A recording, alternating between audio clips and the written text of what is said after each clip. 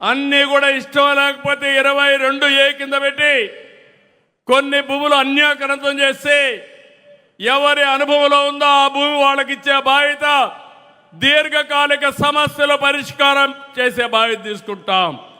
తిరుపతిలో సెట్టిపల్లి 40-50 సంవత్సరాలు పెండింగ్ సమస్యని పరిష్కారం చేసిన ఘనత ఎన్డీఏది. ఇలాంటి అన్ని సమస్యలు పరిష్కారం చేస్తాం. ఇక్కడ కూడా బ్లాక్ చైన్ టెక్నాలజీ తీసుకొస్తాం, క్యూఆర్ కోడ్ పెడతాం. అందరినీ ఎప్పటికప్పుడు వాళ్ళ భాగస్వామితో చెక్ చేసి ప్రాపర్ రికార్డ్ ఇస్తాం. ఇంకొక పక్క చెత్త పన్ను రద్దు చేశాం. 85 లక్షల మెట్రిక్ టన్నులు చెత్త తీసాం. చెత్త అంతా కూడా క్లీన్ చేస్తున్నాం. పరిపాలనలో చెత్త, పరిసరాల్లో చెత్త, మనసుల్లో చెత్త మొత్తం కూడా తీసేసి పరిశుభ్రమైన రాష్ట్రంగా స్వచ్ఛ ఆంధ్రప్రదేశ్గా తయారు చేసే బాధ్యత తీసుకున్నాం. నాలా చట్టాన్ని రద్దు చేశాం.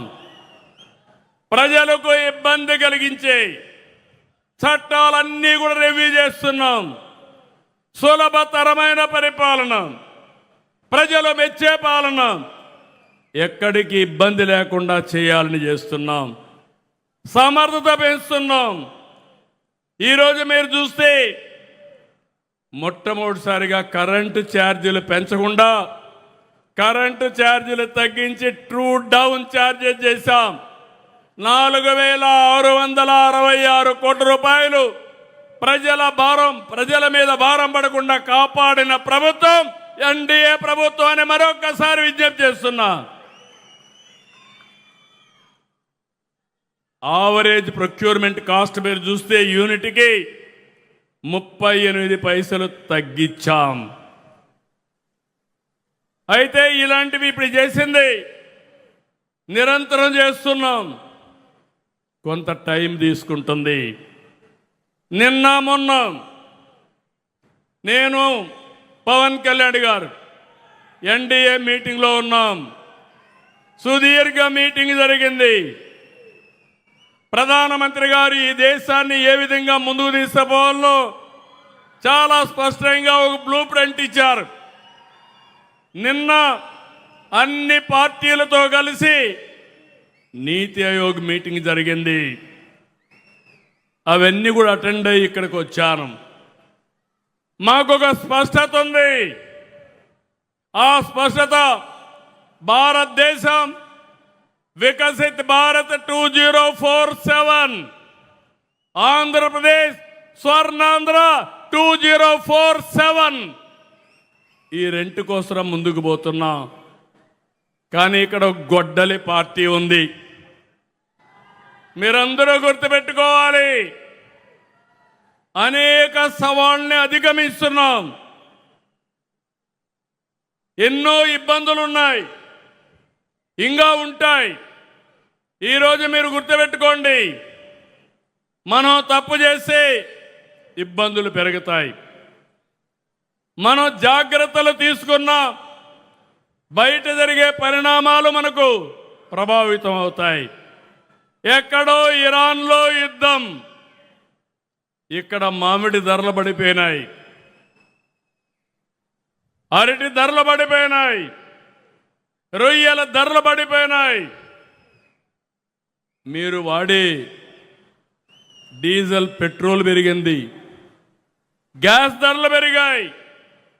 దీనివల్ల నిత్యావసర వస్తువుల ధరలు పెరిగే పరిస్థితి వచ్చింది. ఇది ప్రపంచం అంతా జరుగుతూ ఉంది.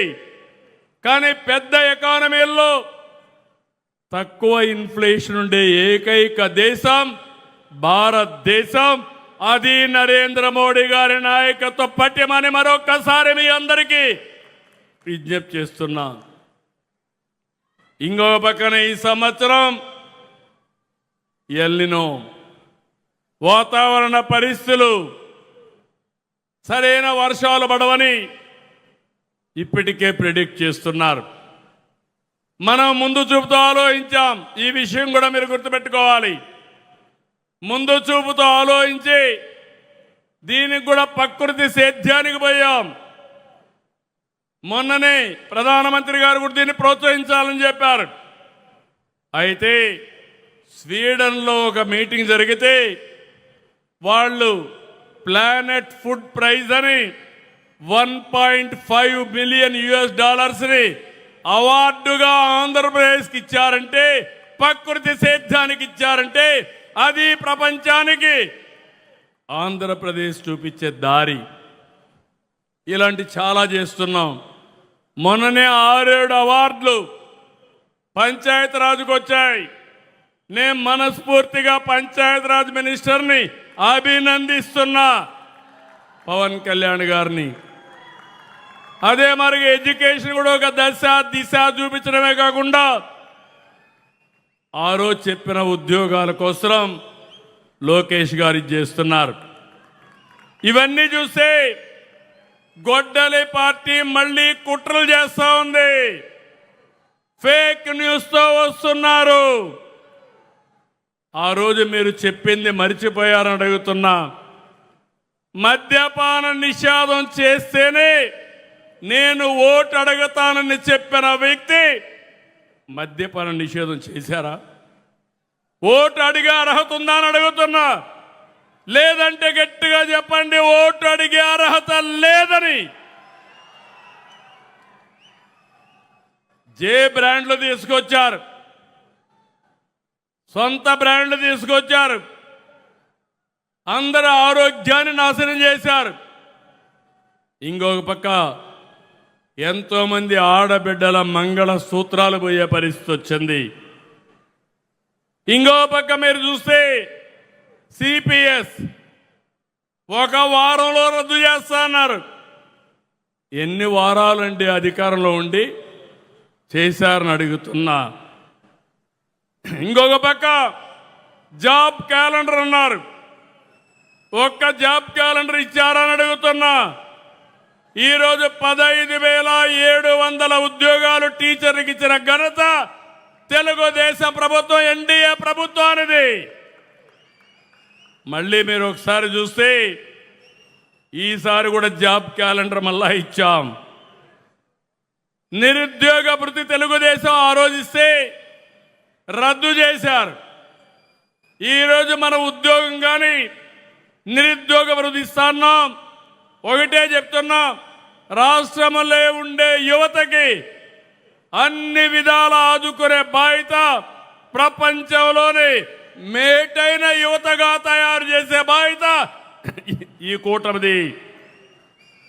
ఇంకో పక్క అమరావతి పైన ఓసరవిల్లి రాజకీయాలు. అమరావతి సరే అన్నాడు, 3 రాజధానులు అన్నాడు. న్యాయం చేయొద్దని అడిగిన బీసీ బిడ్డ అమర్నాథ్ గౌడ్ పైన పెట్రోల్ పోసి ఎలా తగలబెట్టారో మనం కల్లారా చూసాం. ఒక మాస్క్ అడిగినందుకు ఒక దళిత డాక్టర్ సుబ్రహ్మణ్యాన్ని పిచ్చోడు చేసి ఎలా చంపేశారో ప్రజలందరూ చూశారు. సొంత డ్రైవర్ సుబ్రహ్మణ్యాన్ని ఏకంగా గంజాయి మత్తులో చంపేసిన వాళ్ళ ఎమ్మెల్సీని మనందరం చూసాం. నంద్యాల నియోజకవర్గంలో ఒక మైనారిటీ కుటుంబాన్ని వేధిస్తున్నారు. ఈ వేధింపులు మేము తట్టుకోలేమని ఆత్మహత్య చేసుకునే పరిస్థితి మనందరం చూసాం. వైకాపా నాయకుల కూతురు కన్నా వాళ్ళ కూతురికి ఎక్కువ మార్కులు వస్తాయని ఆ కుటుంబాన్ని వేధిస్తే, ఆ వేధింపులు నేను చూడలేను, తట్టుకోలేనని ఆత్మహత్య చేసుకున్న మిస్బాని మనందరం చూస్తాం కూడా జరిగింది. ఆనాడు అన్నారు తెలుగుదేశం పార్టీ జెండా లేకుండా చేస్తామన్నారు. ప్రజలే ఈరోజు వాళ్ళ జెండా పీకేస్తాం జరిగింది. వై నాట్ 175 అని చెప్తే ఏకంగా టీమ్ 11 ప్రజలు వాళ్ళకి తీర్పిస్తాం కూడా జరిగింది. సిద్ధం అంటే యుద్ధానికి రెడీ అని తీర్పిచ్చింది ఆంధ్ర రాష్ట్ర ప్రజలు. అసెంబ్లీలో అడుగుపెట్టనీయం అన్నారు. ఏకంగా ప్యాలెస్ గోడలు బద్దలు కొట్టి చంద్రబాబు నాయుడు గారు ముఖ్యమంత్రి చేసిన ఘనత మా పసుపు సైన్యాన్ని. ఇప్పుడు రపరప్ప అంటున్నారు. రపరప్ప అంటే చూస్తూ మేము ఊరుకోం. ఎర్ర బుక్కు దాని పని చేసుకుంటూ వెళ్తుందని ఈ సభాముఖంగా ఆ కుర్ర బ్యాచ్కి నేను హెచ్చరిక జారీ చేస్తున్నా. ప్రజాప్రభుత్వం 2 ఏళ్ల పాలనలో సుపరిపాలన అందించాం. అన్ని చేశామని కాలు రెగరేసుకుని మేము తిరగట్లేదు. కానీ ఎన్ని ఆర్థిక ఇబ్బందులున్నా ఇచ్చిన హామీలకు పద్ధతి ప్రకారం నిలబెట్టుకుంటూ వెళ్తున్నాం. ఎవరు ఊహించిన విధంగా అధికారంలోకి వచ్చిన వెంటనే 4,000 రూపాయలు వృద్ధులకి పెన్షన్ ఇస్తున్నాం. వికలాంగులకి 6,000 రూపాయలు బెడ్కే పరిమితం అవుతే 15,000 రూపాయలు పెన్షన్ ఇస్తున్న ఏకైక ప్రభుత్వం ఆంధ్ర రాష్ట్రంలో ఉన్న ఎన్డీఏ ప్రభుత్వం. అంతేకాదు మూసేసిన అన్న క్యాంటీన్లు తిరిగి ప్రారంభించాం. డిఎస్సి ద్వారా 16,000 టీచర్ పోస్టులు భర్తీ చేశాం. 6,000 కానిస్టేబుల్ పోస్టులు భర్తీ చేశాం. ఏకంగా మన జాబ్ క్యాలెండర్ విడుదల చేసి సంవత్సరం పూర్తయ్యే లోపల 10,000 ఉద్యోగాలు కూడా భర్తీ చేసే బాధ్యత ఎన్డీఏ ప్రభుత్వం తీసుకుంటుంది. ఏకంగా చేనేత సోదరులకి హ్యాండ్లూమ్ ఉంటే 200 యూనిట్లు కరెంట్ ఉచితంగా ఇస్తున్నాం. పవర్ లూమ్ ఉంటే 500 యూనిట్లు కరెంట్ ఉచితంగా ఇస్తున్నాం. ఆటో డ్రైవర్ల సేవలో ఆదుకున్నాం. మత్స్యకారుల సేవలో మత్స్యకారులను ఆదుకున్నాం. స్త్రీ శక్తి పేరుతో మహిళలకి బస్సులో ఉచితంగా ప్రయాణించే హక్కు కూడా ప్రజాప్రభుత్వం కల్పించింది. దీపం పథకం ద్వారా ఉచితంగా గ్యాస్ సిలిండర్లు కూడా మా తెలుగింటి ఆడబడుచులకి పంపిస్తాం కూడా జరుగుతుంది. ప్రజాప్రభుత్వం నినాదం ఒకటే, ఒకే రాష్ట్రం ఒకే రాజధాని, కానీ అభివృద్ధి వికేంద్రీకరణ. ఇప్పుడే మాధవ్ గారు చెప్పినట్లు భారతదేశంలో 100 రూపాయలు పెట్టుబడులు వస్తే దాంట్లో 25 రూపాయలు ఆంధ్ర రాష్ట్రాన్ని ఎత్తుకుంటూ వస్తుంది. ప్రజలందరూ ఒక్కసారి ఆలోచించాలి. గూగుల్ ఆర్సిలర్ మిత్తల్ ఉత్తరాంధ్రకి తీసుకెళ్ళాం. రాజధాని క్వాంటమ్ కోస్తాంధ్రకి తీసుకొచ్చాం. ఏకంగా ఫైటర్ జెట్లు రాయల్ ఎన్ఫీల్డ్ ఈరోజు రాయలసీమకి తీసుకొచ్చిన ఘనత ఒక ఎన్డీఏ ప్రభుత్వాన్ని. మనది గొడ్డలి, మనది గూగుల్, వాళ్ళది గొడ్డలి. మంది ఫైటర్ జెట్, వాళ్ళది ఫ్యాక్షన్. మంది కియా, వాళ్ళది కిడ్నాప్. మంది క్రెడిబిలిటీ, వాళ్ళది క్రిమినాలిటీ. మంది డెవలప్మెంట్, వాళ్ళది డిస్ట్రక్షన్. మంది బుల్లెట్ అవుతే వాళ్ళది బూతులు. మనం మహిళలకి 33% రిజర్వేషన్ ఇస్తే ఏకంగా తల్లిని చెల్లిని మెడబట్టి బయటికి గంటేసిన చరిత్ర ఆ గొడ్డలి పార్టీది. ప్రజలందరూ ఒక్కసారి ఆలోచించాలి.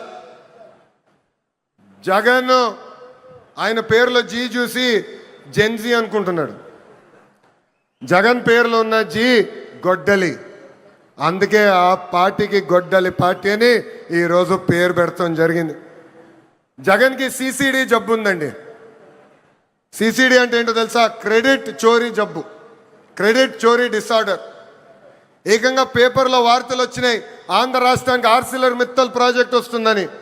ఆయన ప్రెస్ మీట్ పెట్టి ప్రాజెక్ట్ రావట్లేదు, పక్క రాష్ట్రానికి వెళ్తుందని చెప్పారు. గౌరవ ముఖ్యమంత్రి గారు, ఉప ముఖ్యమంత్రి గారు ఆ ప్రాజెక్ట్కి శంకుస్థాపన వేస్తే లేదు, సబ్కా సాత్ సబ్కా వికాస్ సబ్కా విశ్వాస్.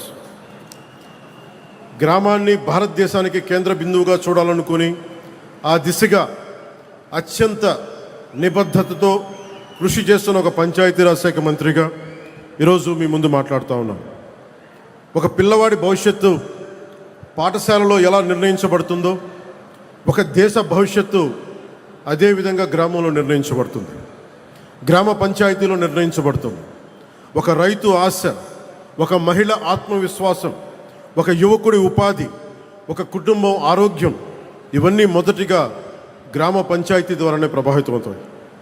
ఎందుకంటే ప్రజల జీవితాలకు అత్యంత దగ్గరగా ఉండేది ప్రభుత్వంలోని ప్రాథమిక గ్రామ పరిపాలనా వ్యవస్థ. అందుకే ప్రపంచవ్యాప్తంగా ప్రజాస్వామ్య పరిపాలనలో ప్రిన్సిపల్ ఆఫ్ సబ్సిడారిటీ అనే సూత్రాన్ని అనుసరిస్తారు. ఈ సూత్రం చెప్పింది చాలా సింపుల్. ఏ పనిని ఎక్కడ అత్యంత సమర్థవంతంగా ప్రజలకి అత్యంత దగ్గరగా చేయగలమో ఆ పని అక్కడే జరగాలి. అవ్వకపోతే ఆ ప్రభావం దానిపై వ్యవస్థపై పడుతుంది. గ్రామ స్థాయిలో అవ్వాల్సిన పని మండల స్థాయికి వెళ్ళకూడదు. అంతిమంగా క్యాస్కేడింగ్ రియాక్షన్ కింద మన దగ్గర ప్రతి పని ఎమ్మెల్యే దగ్గరికి వెళ్ళాల్సిన పరిస్థితి. అధికారాన్ని కేంద్రీకరించడం ప్రజాస్వామ్యం కాదు, అధికారాన్ని ప్రజల దగ్గరికి తీసుకెళ్లడమే నిజమైన ప్రజాస్వామ్యం. ఒక ఎమ్మెల్యే ఉండే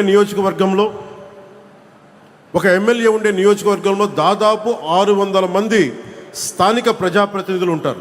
సర్పంచులు కావచ్చు, వార్డు సభ్యులు, ఎంపీటీసీలు, జడ్పీటీసీలు, సహకార సంఘాల ప్రతినిధులు. వీరందరూ ప్రజాస్వామ్యానికి రూట్స్, వేళ్ళు. కానీ ఆ రూట్స్ని బలహీనపరిచి చెట్టుని బలపరచలేము. స్థానిక సంస్థలని బలహీనపరిచి ప్రజాస్వామ్యాన్ని బలపరచలేము. ఇది కేవలం పరిపాలనా సూత్రం కాదు, ఇది ప్రజాస్వామ్య సూత్రం, ఇది బాధ్యతా సూత్రం. నాయకత్వం గ్రామం నుంచి రావాలి. 2 సంవత్సరాల్లో మేము నిర్మించడానికి ప్రయత్నం చేసింది కేవలం రోడ్లు, కాలువలు, భవనాలు కాదు. Trust, social trust, institutional trust. ఎందుకంటే ఒక వ్యవస్థ బలహీనపడినప్పుడు మొదట కోల్పోయేది డబ్బు కాదు, నమ్మకం. వ్యవస్థ కనుక న్యాయం చేయకపోతే కులమే ముందుకు వస్తుంది. వ్యవస్థ బలహీనపడితే ప్రాంతీయత ముందుకు వస్తుంది. వ్యవస్థపై విశ్వాసం తగ్గితే సమాజం చాలా చిన్న చిన్న గుంపులుగా విడిపోతుంది. తెలుగు రాష్ట్రాలు మరింత బలపడాలి అంటే ఒక రాష్ట్రం కులాల పరిమితుల్ని దాటాలి, మరొక రాష్ట్రం ప్రాంతీయత పరిమితుల్ని దాటాలి. మనందరం కలిసి భారతీయత వైపు అడుగులు వేయాలి. అందుకే నేను పంచాయతీరాజ్ గురించి మాట్లాడేటప్పుడు కేవలం పరిపాలన గురించి, పథకాల గురించి, చేసే పనుల గురించి మాట్లాడటానికే పరిమితం కాదు. నేను ప్రజాస్వామ్యం గురించి మాట్లాడతాను, రాజ్యాంగం గురించి మాట్లాడతాను, సోషల్ కొహెషన్, సామాజిక సమతుల్యత గురించి మాట్లాడతాను, జాతీయ సమైక్యత గురించి మాట్లాడతాను, భారతీయత గురించి మాట్లాడతాను, సామాజిక పరస్పర విశ్వాసం గురించి మాట్లాడతాను. ఈ మధ్య మేము పరిష్కరించిన విజయనగరం జిల్లాలోని ఒక పెద్దపెంకి గ్రామంలో ఫైలేరియా సమస్య ప్రత్యక్ష ఉదాహరణ. పంచాయతీరాజ్ సమస్య కోసం, సంస్కరణల కోసం చాలా కమిటీలు వచ్చినాయి. ఒక Balwant Rai Mehta committee, Ashok Mehta committee, GVK Rao గారి కమిటీ, ఎల్ఎం సింఘ్వి కమిటీ. ఈ ప్రయాణం చివరికి 1972లో 73వ రాజ్యాంగ సవరణగా రూపుదిద్దుకుంది. 93 నుండి పంచాయతీరాజ్ రాజ్యాంగ సంస్థలకు రాజ్యాంగ హోదా లభించింది. రాజ్యాంగంలోని ఆర్టికల్ 243 243 నుండి 243 వరకు పంచాయతీరాజ్ శాఖకు రక్షణ లభించింది. 11వ షెడ్యూల్ ద్వారా 29 అంశాలు గ్రామీణ స్వయం పాలన పరిధిలోకి వచ్చాయి. ఇది ప్రపంచంలోనే అతిపెద్ద ప్రజాస్వామ్య వికేంద్రీకరణ ప్రయోగం. దాదాపు 2.6 lakhs గ్రామ పంచాయతీలు, 30 లక్షలకు ఎన్నికైన స్థానిక ప్రతినిధులు, వారిలో 14 లక్షల పైగా మహిళలు. ఇది ప్రపంచంలోనే అతిపెద్ద గ్రాస్ రూట్స్ డెమోక్రటిక్ వర్క్. ఇవన్నీ ఎందుకు చెప్తున్నామంటే, ఇన్ని వ్యయ ప్రయాసలు కూర్చి ఇన్ని రకాల చట్టాలు చేస్తే ఆ వ్యవస్థ నిజంగా అధికారాన్ని గ్రామానికి ఇచ్చిందా? రాజ్యాంగం అధికారాన్ని ఇచ్చింది, కానీ ఆ స్ఫూర్తి అమలు అయిందా? నిధులు గ్రామానికి చేరాయా? నిర్ణయాధికారం గ్రామానికి చేరిందా? బాధ్యత గ్రామానికి చేరిందా? నేను పంచాయతీరాజ్ శాఖ బాధ్యతలు స్వీకరించిన తర్వాత రాజ్యాంగం చట్టాలు పుస్తకాలు తిరిగేసి రివ్యూలు చేసి ఈ ప్రశ్నలకి సమాధానం వెతుకుతూ రాష్ట్ర వ్యాప్తంగా అధ్యయనం చేశాను.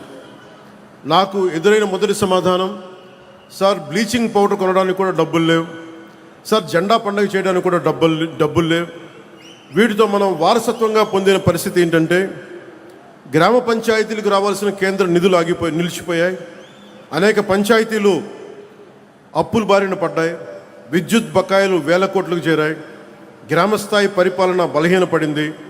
సర్పంచుల గౌరవం గురించి ఇంకా చెప్పాల్సిన అవసరం లేదు. అక్కడి నుంచే ప్రారంభమైంది institutional diagnosis, Panchayati Raj institutional diagnosis. రాజ్యాంగం పంచాయతీలకి హోదా ఇచ్చింది, కానీ జీవం పొయ్యాల్సింది మనమే. పంచాయతీలకు సరిపడా డబ్బు ఎందుకు ఉండట్లేదు?